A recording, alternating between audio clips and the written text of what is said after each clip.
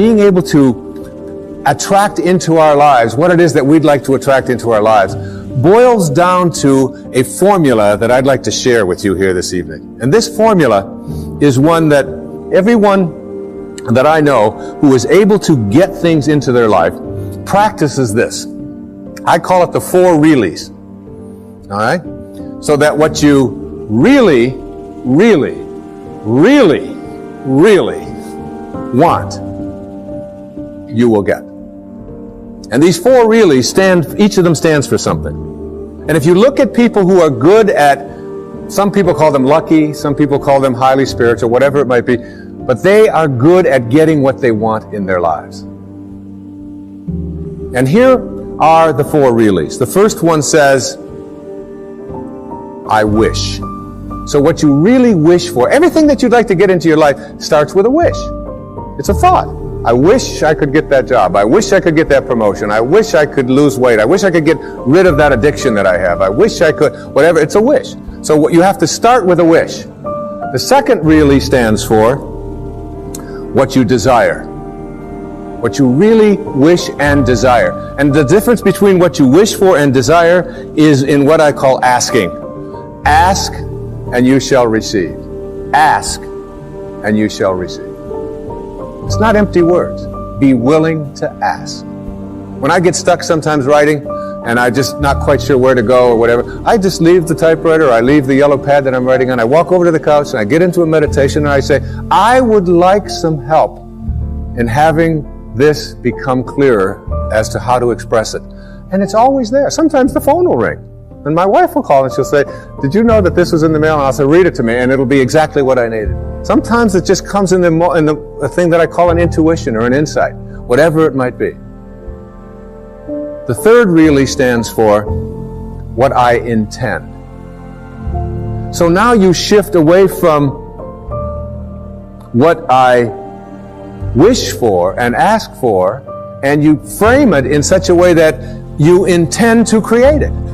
I intend to create this, whatever it might be, whether it's a healing, whether it's a losing of weight, whether it's getting rid of an addiction, whether it's creating prosperity. I intend to create it. And if you notice people who are good at manifesting, they don't mince those kinds of words. I will do it. And someone will say, well, what if it doesn't work out? You say, well, then I'll just learn whatever I have to learn from it not working out. But I intend to create this in my life. There's an intention, and the intention is so powerful that you become independent of the good opinion of other people. You're not checking it out with the tribe. You're not checking it out with what everybody else out there said you should do or shouldn't do. You're saying to yourself, I intend to create it. And I often tell people, don't tell anybody else about what you want to manifest. Don't make it a big statement. Instead, keep it to yourself. And they say, why do you want to say that? I say, because the minute that you do, you invoke ego. And in quantum physics, there's a simple line. It says, particles themselves are not responsible for their own creation. Another way of saying that is the way St. Paul said it. That which is seen, he said, hath not come from that which doth appear. That is, the source of everything over here is not over here. It's in this invisibleness. And once you invoke ego, you have to defend it, you have to explain it, and before long, you've lost the capacity to manifest. It's a spiritual journey. Inspiration, in spirit. When you're inspired, in spirit. The fourth really stands for passion. Passion.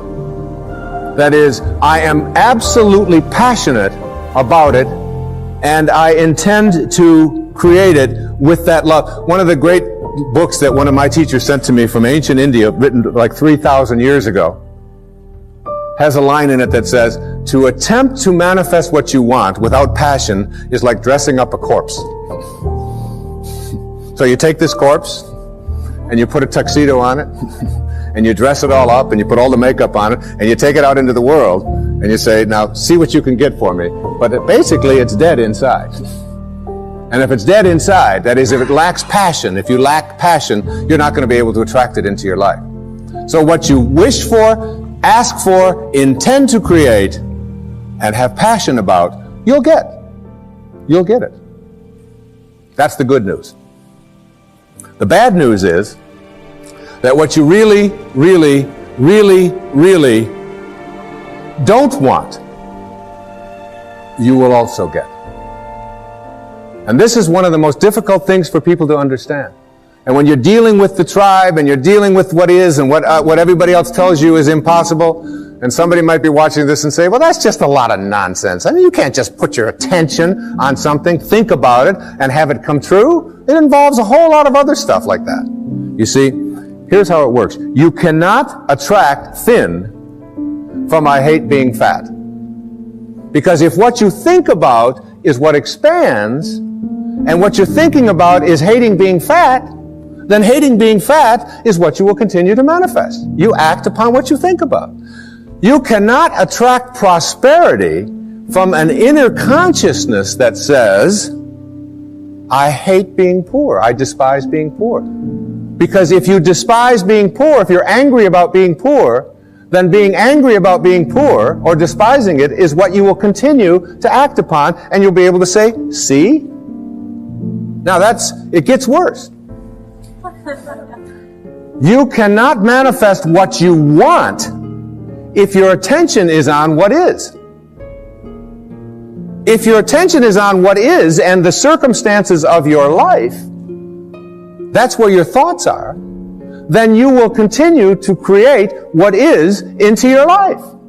You've got to figure out a way to get your mental images, your energy, your attention, your higher awareness off of what is and onto what you want. And every time your thoughts are on what is, you shift it to what do I want? And it's even worse than that.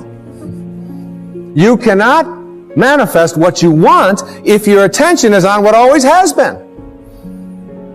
This is the way things are. You'll hear people say it to you all the time. These are the circumstances of life. Don't you understand? This is reality. Wake up. These are the way things have always been. There's always been poor people. You're one of them.